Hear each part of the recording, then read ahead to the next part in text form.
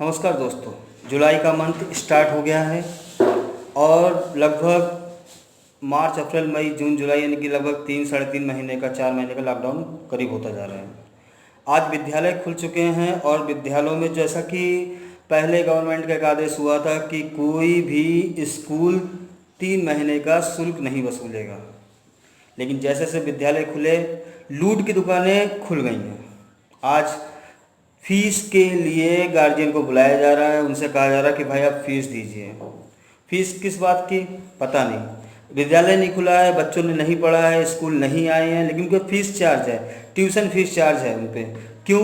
क्योंकि उन्हें उनका कहना है कि स्टाफ को उनको सैलरी देनी है। स्टाफ को सैलरी जितनी भी देते हों, मेरे हिसाब से अगर सही से देखा जाए 30 या 40 स्टूडेंट की, प्राइवेट स्टूडेंट की फीस एक पूरे स्टाफ को कवर कर देती है स्कूल के। क्योंकि बहुत ज़्यादा सैलरी शायद हो सकता कहीं हो, लेकिन अधिकतर स्कूलों में नहीं होती है।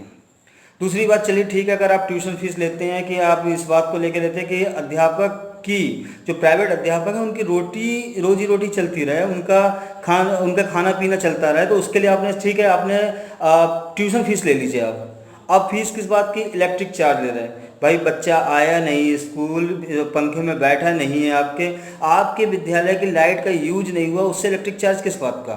ठीक है, चलिए इलेक्ट्रिक चार्ज के बाद बात होती है कि वाटर चार्ज, मैनेजमेंट। अरे किस बात का मैनेजमेंट जब आपके सामने आपके विद्यालय में स्टूडेंट आया ही नहीं है। उसके बाद बची कुची कसर निकाल लीजिए कि आप ऐसा कोर्स खरीद दीजिए। अरे आप पढ़ा क्या रहे हैं? आपका कौन सा टीचर आ रहा है? ऑनलाइन क्लासेस किस तरीके से चल रही हैं सभी को पता चल गया है। ओनली सिलेबस पूरा कराया जा रहा है। सिर्फ टीचर्स आते हैं, किस तरह से पढ़ा रहे हैं मुझे नहीं पता, लेकिन फिलहाल इतना लोगों से सुनते आए, इतना बच्चे बताते हैं कि वो कभी PDF भेज दे रहे, कभी वर्क भेज दे रहे। बच्चों के सर में दर्द पैदा कर दिया, बच्चों ने तो सीधे सीधे लैपटॉप बंद करके रख दिया। अब और फिर सब बच्चे ऑनलाइन पढ़ रहे हैं, मुझे तो नहीं लगता है। ठीक है, दूसरी चीज़ ये कि आप कन्वेंस यानी जो आपका वाहन जाता है, टेम्पो, ऑटो रिक्शा, जो भी दुनियादारी कर रखी है आपने स्कूल की तरफ से, आप उसका चार्ज दीजिए। पूछे क्यों? भाई ऑटो वाला क्या खाएगा, वैन वाला क्या खाएगा, उसके बच्चे भूखे रह जाएंगे। तमाम तरह के सवाल आपके एक सवाल पे कि आखिर फीस क्यों पे दाग देते हैं प्रबंधक। ठीक है, अगर मान लिया ये सब चीज़ें देखते हैं, आप पूरी दुनिया का हिमायती बन रहे हैं, ठीक है, कि इस रिक्शे वाला क्या खाएगा, ऑटो वाला क्या खाएगा, ठीक है, आपका बिजली का बिल हो गया, आपका मैनेजमेंट हो गया, भैया हर बात का आप सुनते रहे। उस व्यक्ति से तो पूछे सामने, क्या 3 महीने उसने कुछ कमाया है? क्या उसकी कमाई पे किसी तरह का प्रहार नहीं हुआ? एक गार्जियन अपने बच्चे को पास होने के लिए, उसकी रिस्पेक्ट बनी रहे क्लास में, इसलिए वो विद्यालय भेजता है।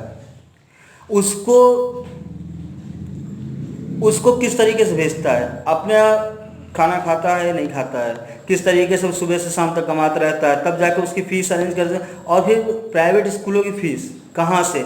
हमें लगता है कि 2000 से स्टार्ट होती है, 2000 से। ऐसा नहीं कि सभी की कमाई बराबर है। अब कुछ लोग कह रहे होंगे ठीक है भाई, अगर मान लिया कि कमाई कम है तो आप प्राइवेट स्कूल में क्यों भेज रहे हैं, सरकारी स्कूल में भेजो।